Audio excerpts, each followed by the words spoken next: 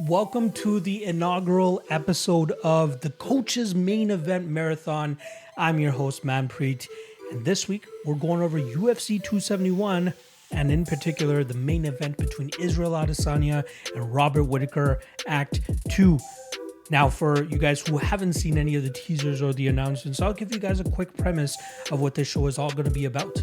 I got 6 of the top coaches in the MMA world coming on with me every month to break down the headlining pay-per-view card. And what I mean by that is this week, like I said, Israel Adesanya versus Robert Whittaker, and the coaches are actually going to be alternating months 3 at a time to break down the main event with me. And then at the end of the breakdowns, I'll be allowing them or giving them $100 each to put on one main card fighter of their choosing. And then from there, at the end of the year, we're going to see who comes out on top, just as a friendly challenge amongst everybody. So this week for UFC 271, I'm going to be joined by Marc Montoya from Factory X in Denver, Colorado, as well as Eric Nicksick from Extreme Couture in Las Vegas, Nevada, and Santino DeFranco from Fight Ready MMA and Siege MMA down there in Arizona. And they're going to be giving me their takes on Israel Adesanya versus Robert Whittaker 2. And after that, they'll be choosing their one main card fighter they want to put their $100 on and go up against the rest of their guys as well. But don't worry, I know there's 3 other coaches, James Krause, Tyson Chartier, as well as Cody Donovan. They have already provided me their picks for this card as well, or their pick, I should say, and you guys will get to see that on the back end of the show. So without further ado, let's just get into the breakdowns here. Kicking things off, we got my guy Marc Montoya from Factory X. He is helping me break down UFC 271, especially the main event here between Israel Adesanya and Robert Whittaker. Marc, we're not going to waste too much time. Let's just get right into it. So I'm just going to tee you up here in terms of what we're working with between these two fellas. The first time around they were scheduled to fight, the price was at a pick'em line. So it was minus 115 each way. Israel Adesanya goes out in there and dispatches him in the second round via KO after hurting him very badly at the ending of round 1. And now here he is as a minus 275 favorite. Odds makers believe he wins 73% of the time. And the flip side, we got Robert Whittaker coming in at plus 220. Odds makers think he wins 31% of the time here. Couple facts quickly before I flip it on over to you. Whittaker was actually coming off a 14-month layoff before their first fight, not to mention a couple of injuries and a hernia-related injury as well that apparently was, if it could have been fatal if he actually went out there and fought Kelvin Gastelum that night that he was scheduled to fight him at UFC 243, or sorry, UFC 234. And now it's only a 10-month layoff. He's been way more active since he got knocked out by Israel Adesanya. He's been able to go out there and defeat guys like Darren Till, Jared Cannonier, and Kelvin Gastelum. Where on the flip side with Israel Adesanya, he went out there and defeated Romero, Paulo Costa. Then he tried to get double champ status by going up to 205 pounds. Obviously, Jan Blachowicz didn't want any of that, stopped him there, beating him by decision. And then since then, Adesanya has been able to rebound with the victory over Marvin Vettori. So, Coach, who you got in this middleweight scrap? Who wins Act 2 between these two middleweights? Well, first of all, I think it's number one. Thanks for having me on. It's always fun to be on with you. Your fans have reached out to me after our last outing that we had, so a lot of fun here. It's a fun matchup. It's fun for the fans for sure. I think anytime you do a rematch, it gets interesting because the first fight for sure was about tactics and skill, right? But it's when you get into a rematch, you have time in there together, and I think we just saw it last weekend when you watched Moreno and Figgy fight, right? And so Moreno, anytime Moreno created chaos in the second fight, it was in his favor, and anytime he body locked him, put him on the mat, it was in his favor. The problem is that in Figgy's game plan coming in, they slowed the fight down. They minimized chaos. He only got body lock taken down once, and tactics played a big toll. They attacked the calf kick. They didn't let Figgy get into a brawl, even though he's got power, and they slowed that down. And tactics won essentially that fight. Whether it was Moreno tactics changed going into that or Figgy implied his, the point is that anytime you have a rematch, I really feel like tactics and game plan are going to play a big toll in what happens here. So the Adesanya and Whitaker fight is interesting because Adesanya catches Whitaker in the second round. He catches him with like a check hook, essentially. And that, you got to wonder, okay, was that something they saw because of Whitaker's in and out style? And they felt like, okay, we could trap set him to come in and throw that check hook and catch him? Or was it just Adesanya's skill that he's built over the years, and that was instinct, and he just caught him coming in, and it worked? So let's just say, for example, it was tactics, and they said, hey, his in and out style really bode well for this to happen for you. Well, then on Whitaker's side, you got to look at the tactics of it and be like, okay, your in and out style isn't something we're going to completely take away, but how do we minimize the risk of getting caught in the same type of way?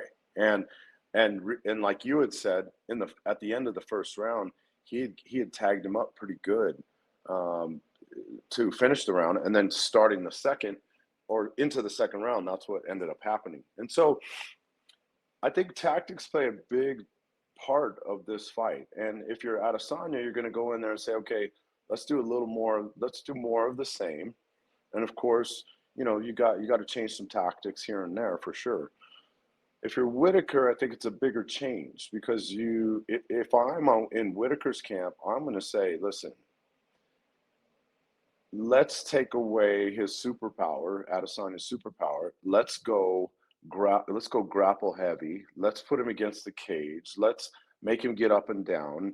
Adesanya's shown that he's been working on his ground game, and so it's not like I think Whitaker would buzzsaw him on the ground, but I do think that in the first 2.5, 3 rounds, given Adesanya's cardio shape, he's in good cardio shape. So let's take away the speed and power and accuracy that he has, and let's minimize it by taking away the space. And so I would assume that there is going to be that on the tactic side, that there's going to be some grappling there, or I would hope at least that there was a change there to make some of this happen early in the fight, to where then Whitaker's in and out style can then be utilized, and the trap setting of the level change and the takedown then really increase Whitaker's striking prowess.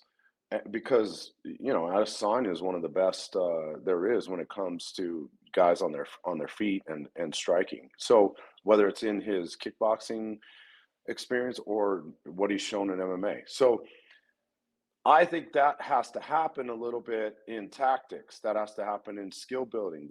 Yep. So something I wanted to add in regards to that, or an interesting statistic in regards to Israel Adesanya. In his last 2 fights, he's been taken down 7 times. In his first 9 UFC fights, same amount of time, seven times in 9 fights, and now he's been taken down 7 times in his last 2 fights. Although Marvin Vettori was successful in taking him down in 4 out of the 5 rounds, he was only able to control him for about a minute to a minute and a half. Then Adesanya got back to his feet and got back to work with his striking end. He was able to clean sweep the scorecards there, winning 50-45 all around. With the Robert Whitaker side of things, he's kind of stated in interviews that he felt like he was going in there to try to take off the head of Israel Adesanya. And we saw a little bit more of an aggressive version of him that night against Adesanya. And you saw him quite active, right? He was a lot in and out, trying to wing those overhands that he's kind of known for. And Adesanya was very much ready for it. Anytime you see Whitaker kind of crash forward, he throws that overhand right, and Adesanya knew right away, I'm gonna cut off to my left, and Whitaker's not going to be able to catch me.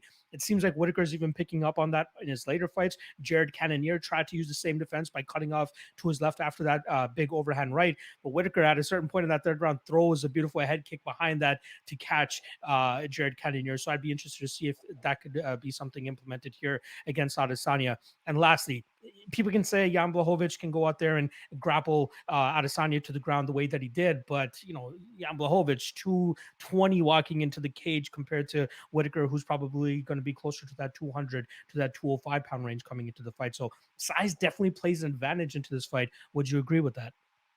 No, I agree with that. I think the comparison you're making with Vettori taking down Adesanya, and then Whitaker taking down Adesanya. The biggest difference, though, is that Vettori's style, he's he's hittable. So his style is in your face. He stays on the tracks a lot, and he's hittable. And he comes forward and he imposes his will and pressure. Whitaker, though, on the feet, if he were, let's say he took him down the same amount of times Vettori did, but when they stand up, Whitaker's style is more elusive than Vettori's. And knowing that as a fan and as a coach, if I'm putting myself in Whitaker's camp, I'd be like, okay, if we could utilize and take some of what Vettori did, Jan did, that kind of thing, or like you said, his previous fights where guys have taken him down. If we could utilize some of this, then with Whitaker's style, the in and out style doesn't pose for Whitaker as to be as hittable as Vettori is, which in turn potentially could set up, like he likes to hit that feint into the high kick. He likes to hit some of that stuff. The question, though, is with Adesanya, of course he's been drilling this up down because they know there's no way that, and they've already proven this, that the up down is going to happen with Adesanya. People are going to try to take away his superpower. That's him being on his feet, being elusive, creating angles, attacking all the stuff that he does, countering the drawing out of an opponent and then cracking them and making them chase him a little bit and then him exposing them in a chase.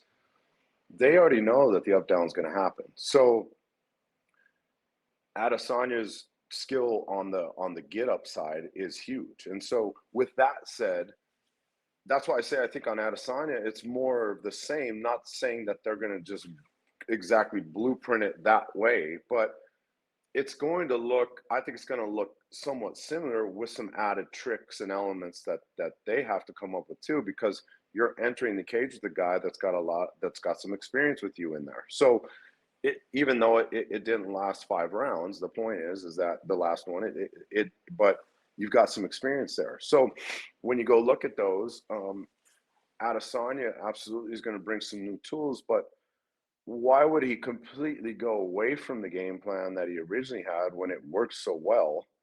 Whereas I think on Whitaker's side, the in and out that he was doing constantly with him cost him big because Adesanya is well adept to that because of his striking prowess of you can show me whatever you want. I've seen it all. And so and he exposed him in the in and out. So that's what I'm saying. I think there has to be some tactics here and some changes on that side. Can Whitaker sustain the up down himself? That's the question. I don't know. I don't know if he'll fade because of the up down because that's not his forte. You know, he would have to. He obviously, if that was the game plan, they'd be doing a ton of that in practice. So he's built that mentally and physically into his stamina. But the question is what does that look like? And I think it's all on tactics. They're both super skilled and wouldn't be in that position if they weren't. So, you know, with that said, I think Adesanya still beats him just because Adesanya's got to be better than he was when they last fought because of time. Whitaker's going to be better too, but we saw, you know, with the tactics last time that Adesanya he prevailed because of that. And so I think an X factor here is time, though.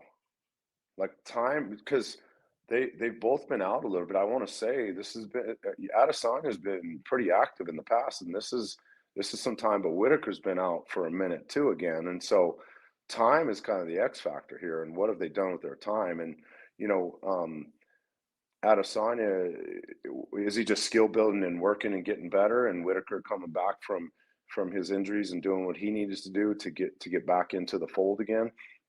When you have time off, that's a big deal, even at the highest level. So ultimately, with all that laid out, you still think Adesanya gets his hand raised. Do you agree with the odds, though? 73% implied that he beats out Whitaker, you know, just over 7 times out of 10. Would you agree with that? I think to me the odds when you first told me that the odds seem a little bit high for me. Yeah.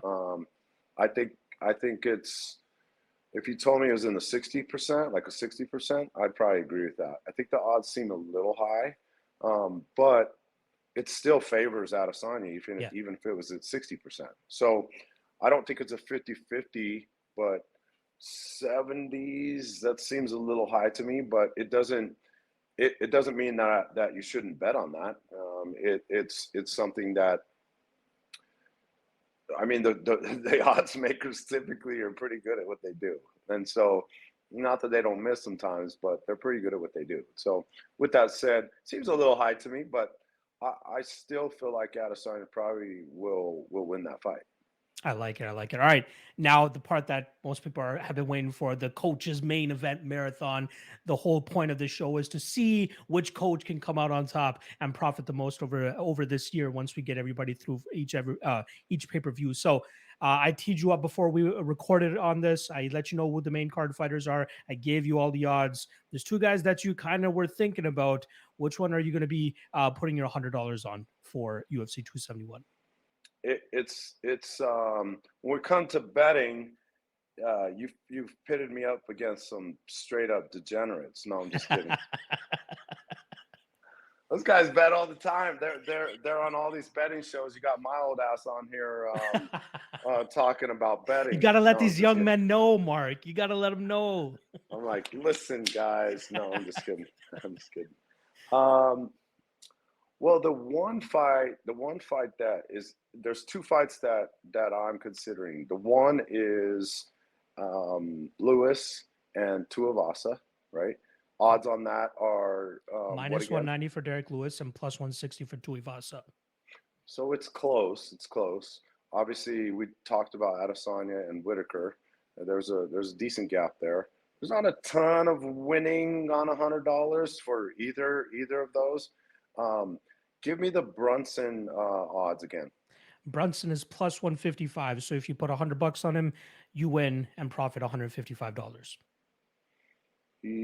What's on the other side? Jared Cannonier minus 180, $55 return and 56 cents if Cannonier gets it done.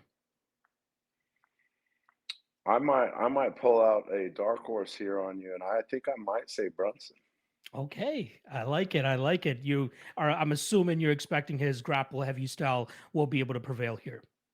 I think based on what's happened to Cannonier in the last couple fights, that and the streak and the vet that Brunson's on, um, the Tuivasa and Derek Lewis fight. One of the reasons I'm kind of shying a little bit away from that is because they're heavyweights. Yeah. It's just so unknown.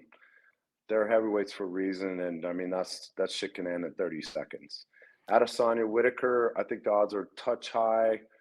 Not saying I'm not confident with saying that Adesanya will win that fight. I think it's a touch high. Um, Brunson and Cannonier, it's not like it's a crazy line there in the sense of making money, but I think with styles make fights, and that's how you win money. And so I want to say, given what Brunson's done and what I've seen from Cannonier lately, and it's kind of Brunson's a little older, but he showed that vet experience. He stays in some of those fights even when he gets clipped, and he ends up beating these guys. And so, you know what? For my $100, I'm going with Brunson. Let's go. I like it. I like it. Just a fun fact, Derek Brunson, 5-fight winning streak right now. He was an underdog in 4 of them. And then the other fight, he was actually at a pick 'em price with Elias Theodorou, which was the fight that kicked off this 5-fight winning streak. So our guy, Marc Montoya, is officially picking Israel Adesanya to win the main event. And for his $100 for the coach's main event marathon, he's going to be going with the underdog, Derek Brunson, to bring home that $155. All right. Mark, I appreciate you joining me for this segment. The next time I'm going to be calling upon you is going to be UFC 273 in April. So you got a little bit of time to kick it and chill out and see how the rest of the field does. And then we'll update the standings before you come on next time. Oh, I got till April? That's what Oh, I'm yeah. talking about. You're chilling. I told you this isn't going to be too much of an ask for you guys, but I'll still find a way to make it fun. And I'm sure the rest of the guys will find some fun in it as Hey, well. So, make Mark, sure you find my address so you can send me that money in the mail, okay? PayPal, buddy. PayPal. Let's go. PayPal. I told you I'm old, bro. I told you I'm old. You got a wife that's running the socials and all that stuff. I'm That's sure she true. knows That's true. what she's She doing. knows. She Again, knows. Mark, I truly appreciate you joining me and doing this show, especially. So yeah, good luck on the fights that you got coming up. I believe you have a big one with Vince Pichel coming up in a couple of weeks. Very excited for that. Yeah, actually, we have Alex Hernandez coming up against Yes. Moicano next week. Vince was supposed to be on that card, and he and Madsen got changed and pushed back to April because Madsen was injured, I believe, or something. So Yeah. anyway, we have Alex Hernandez next week in Houston. Beautiful at that card as well. So I'm sure you're going to be watching the Derek Brunson fight with a keen eye, hoping to cash that ticket as well. All right, Mark, appreciate you for joining us, and we'll see you on the next episode as well. All right, thank you, man. I appreciate it. Keep killing it. You're doing a great job. Appreciate it, brother. Next up, we got my guy Eric Nicksick representing Extreme Couture. First and foremost, Eric, I appreciate you accepting the challenge going up against these other 5 degenerates that we got coming up for this marathon. I appreciate you taking the time, man. Oh, I always got to compete against those guys, so it's my favorite. I'm glad that you sucked in Tyson as well, because I know that's one guy you got very like friendly competition type of relationship. Yeah, he's one of my best friends, man. You got to do it. I love it. I love it. All right, let's cut right to the chase. We are here to break down the main event of UFC 271. So I pose a question to you, Mr. Eric Nicksick. How do you see this fight going down? How would you break it down? And ultimately, who do you think comes out with his hand raised? Well, let's start off with Whitaker and kind of talk about maybe some of the things that he might be changing or adding to his arsenal when he goes out to fight Israel. And I think he really should implement some of the wrestling game. We saw what Jan Blachowicz was able to do, and I granted, I understand this is a completely different fighter, this is a different weight division and all those things. But I'm talking about technical prowess on the ground, meaning what was his get-ups? What were the things that he was doing to, recover his guard or actively stand back up and things of that sort? And really what it does is by able to score a takedown or two, it can really help set up a lot of your other strikes and some of your level changes because you're putting it in the head that, hey, I'm looking to shoot. I'm looking to score these takedowns. So if I'm on the Robert Whitaker camp side, even if you score a takedown and Adesanya is able to work his way back up rather easy, I wouldn't take a whole lot of I wouldn't be down about that. Like I would think of it as me adding a little bit to the bank, like I'm investing in the bank, especially in a 5-round fight, to be able to score some of those takedowns and make Adesanya pummel and make him work his way back up and then make him pressure and release and then redirect and then back on my fit in again. I think if Robert can implement some sort of wrestling game, I think it's going to help him a lot in this fight.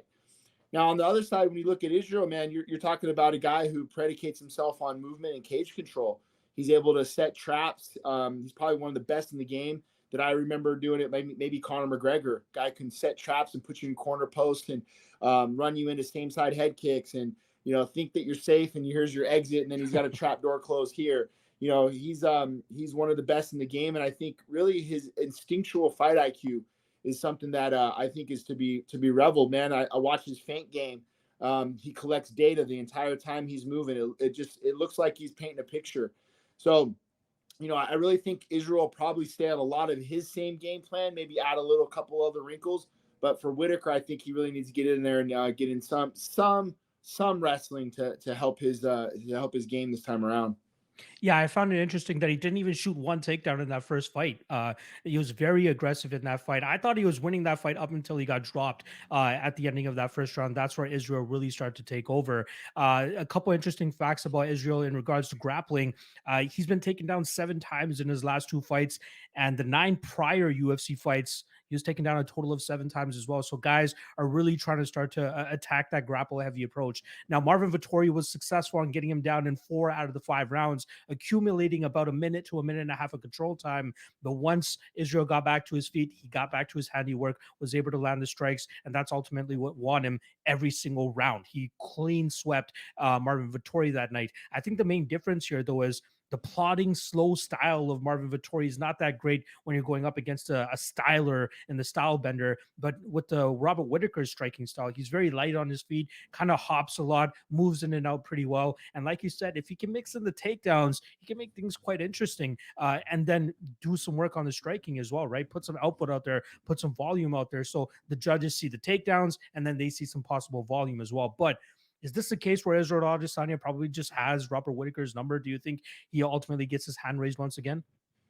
I think it's tough if you go into this fight thinking that if you're the Israel Adesanya camp, right?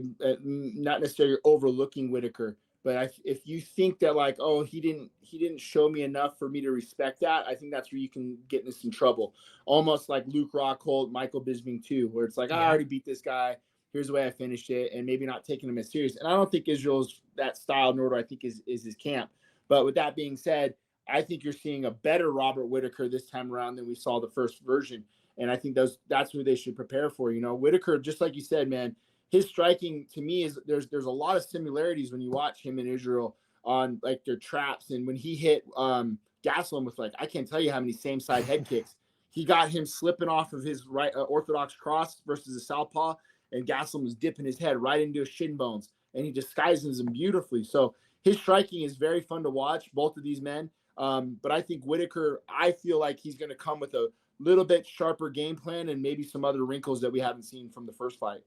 Just speaking on that that head kick that he was able to catch Gastelum, he actually rocked and hurt Jared Cannonier very badly with that exact same technique that you're talking about. So I would love to see him implement that here against Adesanya. So the question comes now: you got to make a pick. Who you got? Adesanya, Whitaker? Who do you think comes out the champ next weekend? You know, I got to lean with Izzy just because of the situation in the first fight. I really think that this guy is just the premier cream of the crop when it comes to striking, but he's always constantly evolving. He's so fun to watch and seeing the new things that he's putting into his skill set. So I think it's going to be a closer fight. I would actually reckon that it would be maybe more in the decision realm. I don't think you're going to see a finish, and I think it might be pretty close going into that fourth and fifth round. So and that's what I'm looking forward to, man, because I really, really enjoy watching both of these guys. We have combinations named after both of these men because of some of the things that they do. And, you know, for me as a coach and a guy as a student of the game, these are two of the best premier guys to be watching at the highest level. I love it. I love it. I absolutely agree with you in terms of this fight will more than likely be way closer than that first one. We'll probably see it go the full 5 rounds. So now we get into the fun part of the show, right? This is where we get into the main event marathon part of it, where I have already given you the odds for the main card for UFC 271. Now I need to give you your $100 and who you're putting it on, who you like on the main card for UFC 271 to hopefully return you some money. Well, I love betting on dogs, man. So the one dog that kind of jumps out to me is the blonde Brunson, man, Derek Brunson. He's on a roll, and I think you know, from our style of the gym and our pedigree, you know, we can lean heavily on the wrestling, and we can nullify a lot of things when it comes to the grappling game. And that's where I like this fight with Brunson, it being a 3-rounder. He's been fighting a lot of 5-round fights as of late. This being a 3-round fight, I think you can steal a round or two and have 2 in the can and make this guy have to pressure you to knock you out in the 3rd round. And I think Brunson is able to score those takedowns and nullify some of that power out of Cannonier. So I'm going to lean with Brunson on this one. I'll take that dog money at 1+55. I love it. We've seen Cannonier stop a grapple heavy approach from somebody that your fighter is fighting right now, Jack Hermanson. We'll see if he can establish the same thing here against Brunson, or will Eric Nicksick cash that plus 155 ticket on Blonde Brunson? Eric, I truly appreciate you carving out the time to do this. Very excited to see how the rest of the coaches fare in this. But the next time I'm going to be calling upon you is actually in April for UFC 273. So hopefully you're in the lead come April. We'll see how that goes down. Appreciate you taking the time, man. My pleasure, bro. Good to talk to you. Hell yeah. All right, I am now joined by my guy Santino DeFranco, representing Fight Ready MMA, as well as his own gym, Siege MMA, down there in Arizona as well. Santino, first of all, I appreciate you accepting the challenge amongst the other 5 degenerate gambler coaches that we have on this show as well. How are you doing, brother?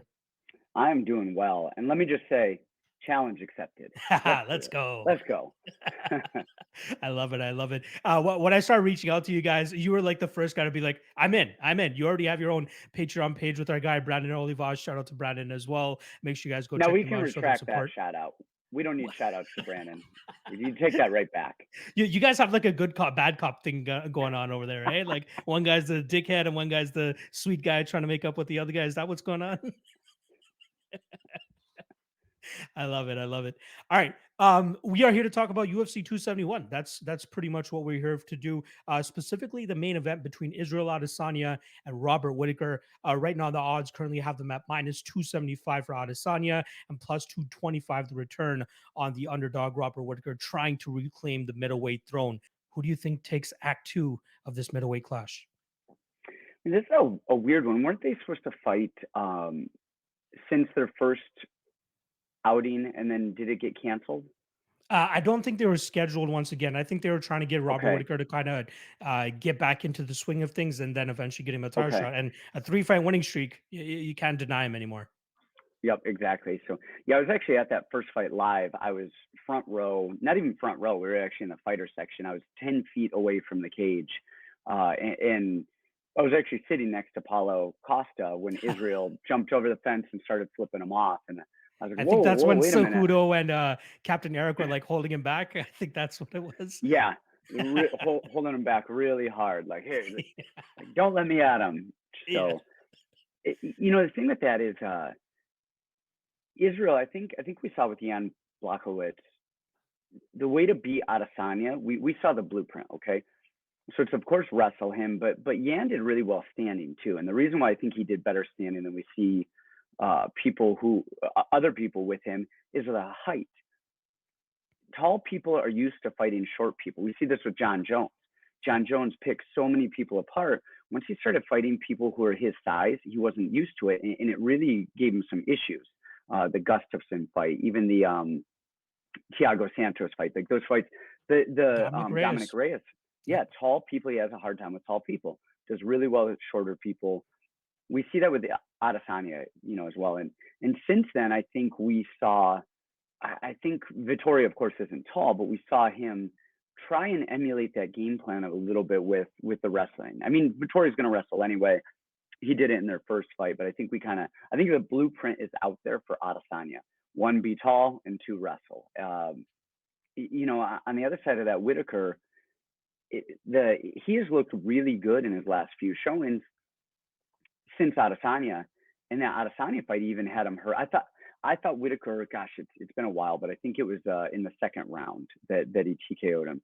And I remember thinking that Whittaker was winning that first round until Adesanya clipped him right at the end. It really rocked him badly. I don't know if you call it saved by the bell, but he was definitely, the bell didn't hurt him. I feel like he recovered well. And in the second round, I thought he was kind of winning as well. And then, of course, he got finished. I think in that fight, Whittaker was too anxious. He was too aggressive. Maybe the long layoff, the crowd, Australia versus New Zealand. But you see him in these other fights, he's so calculated. He's so composed. And in that fight, he just went in there guns blazing. Watching him against Cannonier, I mean, he is so fast. He moves in and out effortlessly. He's got a great jab. Hurt Cannonier with a 1-2 right head kick, in the third round, really kind of stamped that fight. Everything about this fight makes me want to pick Whittaker. I want to pick Whittaker. The blueprint is there. He's fast. He moves well. He can wrestle. We saw him against Cannonier too. Shoot in, boom, slide out to the back. But I don't think it's going to work. I think the blueprint is there. I just don't know that stylistically that Whittaker is going to be the one to implement that game plan. And the reason I think is actually his style is very Izzy's style. Now, don't get me wrong, they're very different strikers, but their stance really. Low hands, glide in and out, throw a lot of kicks, really good movement. I just think Izzy is the taller, better version of that striking style. And then the wrestling, we don't see Whittaker really rely on wrestling very much.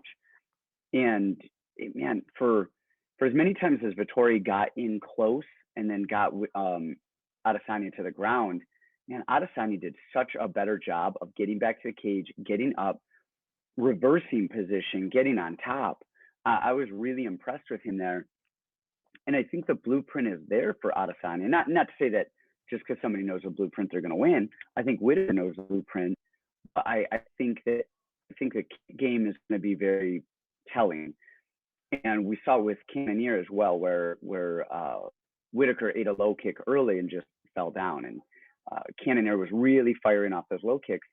And that's what Adesanya does. Adesanya throws low kicks. And then once people start thinking about the low kicks, he steps through, fires the head kicks. They come inside. He'll throw some hands.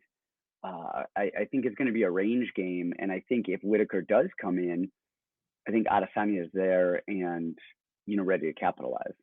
So I think Adesanya wins this. I actually thought the odds were going to be a little bit heavier in Adesanya's favor. And I'm glad they're not, because I really do think that of the contenders out there now, I think Whittaker, I think, has one of the better shots of beating him.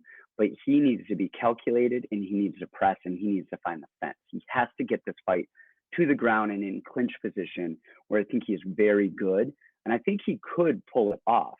I don't think he does pull it off, but I think, out of those top 5 guys right now, I think he's going to be the closest one to do it. But man, watching Izzy with Vettori, I thought he looked so much improved. I think he's only getting better. His cage control was really good. He did a really good job of getting off the cage, and I like Izzy here. Yeah, it's interesting that Vettori was able to drop or take him down 4 out of the 5 rounds, and Izzy just stayed calm, cool, and composed, and managed to get back to his feet and got back to what he did best, and that strike, and really touch up Vettori in that spot. So I respect the take here on Adesanya. It seems like we got a clean sweep amongst the 3 coaches that we have on for this episode, all on the Israel Adesanya side. But the fun part of the show is just about to begin. The whole main event marathon is about to begin here. I'm giving every single coach $100 at the end of every episode. Even though coaches that don't make it on the episode, those guys are going to be getting $100 as well to put on one main card fighter for UFC 271. I showed you the odds before we start recording here. You gave me one pick. Are you sticking with it? And ultimately, who is it? So I'm going with Derek Lewis over Tai Tuivasa. And I like that fight. I think Tai is too. I really like Tai Tuivasa. I'm kind of critical on him on some different areas, but he's got a really good record. The issue that I think with Tuivasa is he's too willing to engage, and he doesn't have the height that he really needs to kind of pick Derek Lewis apart from the outside. And Tuivasa is really clean. He's a really crisp striker, but he has good power. He's got a good chin. I just don't think he has the height to be able to do that from the outside, which is what he's going to want to do. And he's too willing to engage the exchanges, which is not what you want to do with Derek Lewis. So if he stays on the outside, I actually think Derek Lewis throws those kind of long kicks, and I think it's kind of boring. When they do engage, I think Derek Lewis is going to win those exchanges and push Tuivasa out. And I don't know that that's the. Derek Lewis is just a tough freaking fight for anybody. And stylistically, I like that one. The other fights on the card, on the main card that we're betting on right here, that we have our options, those are all really close too. And I think the big favorite that we were talking about, Kyler Phillips with Rojo, I am really, really, really, really big on the Kyler Phillips train, but I can't bet him until he shows better fight IQ and cardio management. He is phenomenal, but man, he tends to go ballistic. And then if he doesn't finish, he's kind of dead in there. I really want to bet Kyler Phillips here, but I can't until he shows, you got to give me that reason, Kyler. I want to. My money's here. It's out. It's ready. I just can't do it yet. So I got to go with Derek Lewis on this one. Yeah, at minus 365 for Kyler Phillips with a 78% implied probability of him hitting.